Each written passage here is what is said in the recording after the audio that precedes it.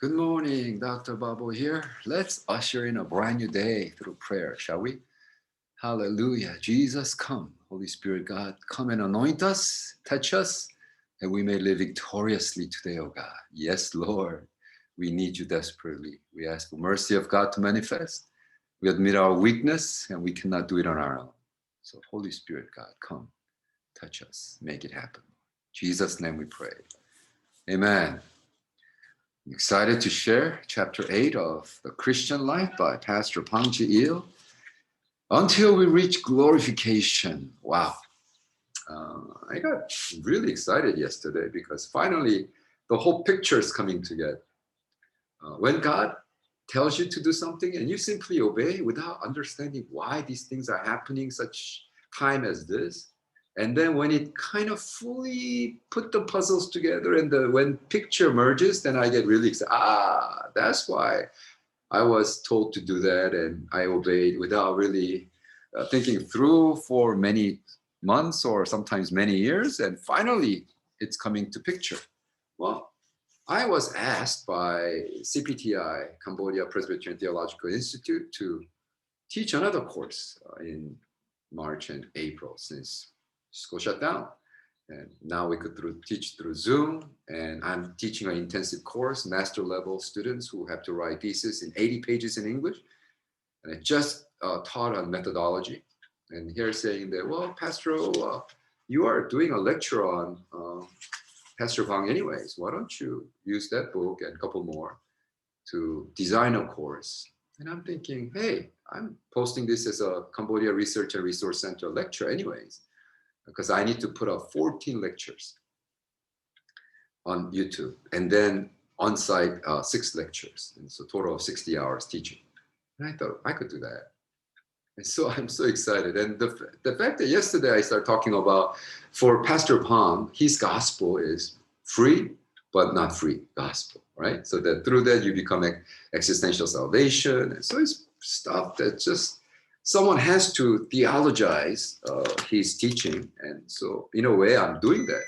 Just like my friend, 40 years ago, who was doing it for his pastor, church of 15 people in Japan. In a way, I'm doing it for the most influential saint in Protestant movement so far in Korea.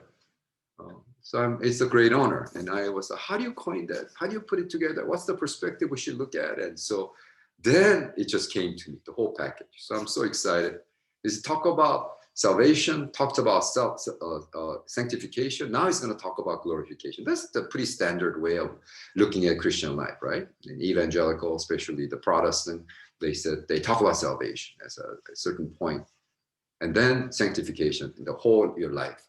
And if Jesus doesn't come back, when Jesus comes back, you'll be glorified. But if you don't come back before you die, then when you die, then you'll be glorified. That's what he's talking about. And chapter 8 talks about until we reach glorification.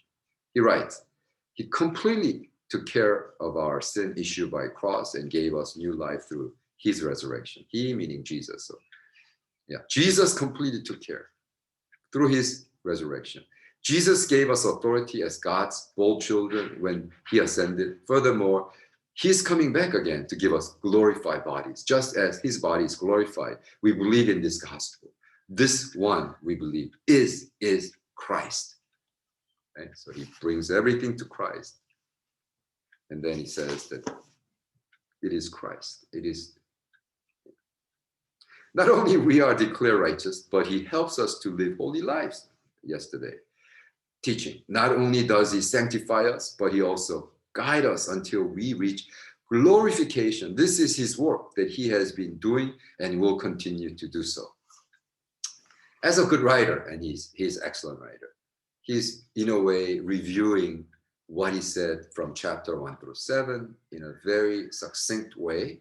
And now he's saying that, well, now let's talk about glorification. Back of his mind, he's thinking about sanctification, justification, sanctification, glorification. It's like eating a fish. When you eat the fish, all the flesh, and then you see the bone, right? That's what he's doing. When you take away the simple letters, words, paragraphs that he wrote, there's a foundational philosophical framework theological framework that he's working. And his theological framework that he's putting this thing on is, yeah, you'll be justified. You need to be sanctified, live holy life. Then you'll be glorified when Jesus comes back or you die. Okay? So all of that, he's now basing on the theology of suffering. This is very interesting, especially now the CPTI asked me to do a lecture on this. And my argument and my complaint about American spirituality is that we don't embrace suffering. We don't not only embrace, we go against it, right? We say that we don't want to suffer, we just want to prosper, that when you start talking about suffering, you will suffer, so we denounce it, we denounce suffering, right? I confess, I'm going to have Cadillac, I'm going to have Mercedes, I'm going to have big house, I'm not going to suffer, some prayer they made it popular. It's like, we don't want to suffer, we don't, and that become popular thing, which for Khmer people, Cambodian people, how do you redeem a history of auto genocide? From 1975, 1979, out of the 7-8 million people, they killed 1.7 million. Auto genocide, they killed themselves. It's not a foreign invasion, it was Khmer killing other Khmer. That has to be redeemed. That suffering, the outcry of the blood of 1.7 million people has to be redeemed by the gospel. And if you keep on preaching about prosperity gospel here, the next generation still cannot redeem their history. That's why I think it's appropriate, apropos, and the fact that God is calling me to teach that, through Pastor Bang's teaching, through blood gospel, my gosh. It's all about that. He wrote 1963, the blood gospel. Now he wrote this book, 1970. And I'm going to use these two books along with If I Perish by Esther Ahn. The suffering theology will be completed. And now I'm not teaching it as mine. I will educate, and I educate my research method to them so that they could then come up with their own theology of suffering. It is an awesome thing.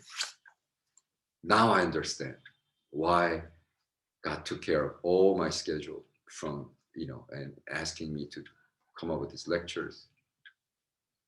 Praise God for that. He's my Lord. He can do whatever he wants. As his slave, I'll just obey him.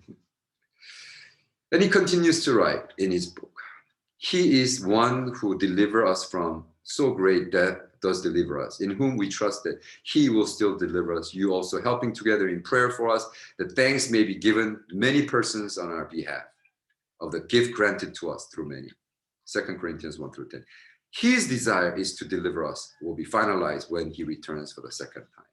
So he's connecting, Pastor Bang is connecting glorification, the suffering, glorification, and Jesus' return in this framework, right?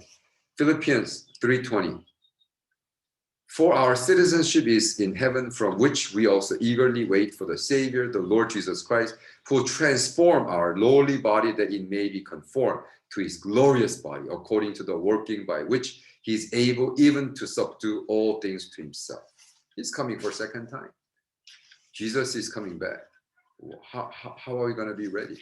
Well, when he comes back, we will receive this glorious, glorified body, right? And for that, we're going to take the suffering, right? He writes, using Romans 8:18, for I consider that the suffering of this present time are not worthy to be compared with the glory which shall be revealed in us. Hallelujah. And this is a result of him processing his daughter's death for 2 years. Why did she die tragically like that?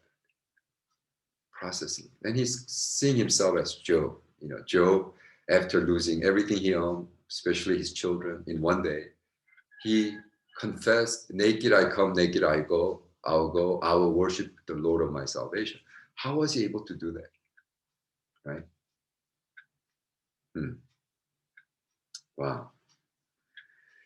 Well, he continues, we might already be by receiving too much glory here on earth for the work that we have done. There were many times where I received glory because of his cross, and we tried to receive more glory from men. But surely I say to you, they have received their reward. Matthew 6:2-5. These are the fearful words and also ones easily breakable. In other words, if we receive all the glory on earth before the world to come, there will be no glory left for us to receive in the next life. I now rejoice in my suffering for you and fill up in my flesh what is lacking in the affliction of Christ for the sake of his body, which is the church. Paul suffered greatly while here on earth for the sake of the church, but rejoice to the extent that you partake Christ's suffering, that when his glory is revealed, you may also be glad with exceeding joy. Wow. He's talking about how when we receive all the glory, your reward in heaven will be cut short. Now, we will not stand before judgment seat. Why? Because we are justified. We will not. We would have to sit at the evaluation seat, not judgment seat. There's no judgment. You know, I share that this salvation, you could lose salvation. So when people say, oh, then you must live in fear that you may go to hell. No, I don't live in fear. See, I just embrace the paradox of, yeah, it is free, but not free. There's a duty call that we must perform. But that doesn't mean I live in fear. See, that's the paradox you need to embrace. I live for reward. You know, I know I'll receive great reward. But if I receive the glory on earth, right? On earth, then that reward is cut short. So make sure that when there's a suffering that you go through, and trust me, I suffered. I asked God for, Paul prayed 3 times. I prayed 300 times. Lord, take this away from me, this thorn in my flesh. Some people ask, during counseling, oh, Pastor, I wish that I could live like yours. You don't want my life. You don't know what I'm suffering through right now. There's stuff that I will never share with you. You don't need to hear. I really wish that I would live someone else's life today than what I'm going through right now. It's greater than what Pastor Pang went through, the death of a child. To me, it's greater. It would be simpler, actually. But through the suffering, when I know that, wow, when that day comes, unless Jesus comes back sooner than I die, then there is a glorification. There's the glorious reward waits for me because I processed, I embraced, and I suffered through.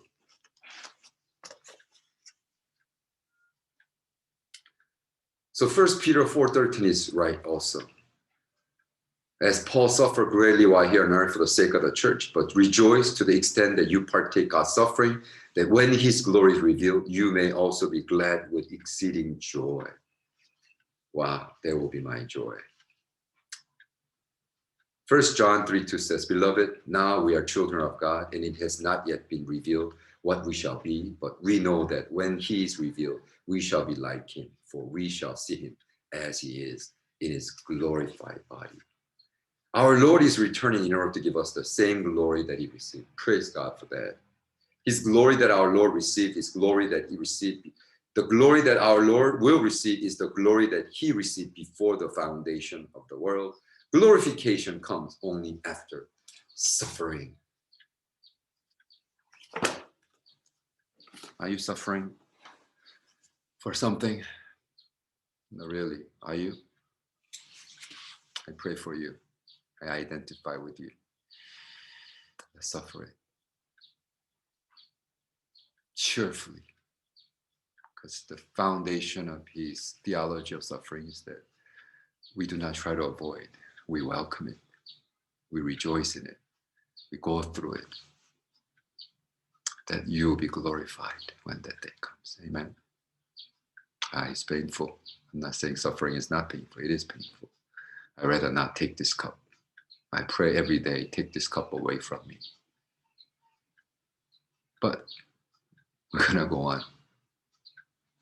See the glory of God come manifest in our lives. Holy Spirit, God, make it so. In Jesus' name, amen.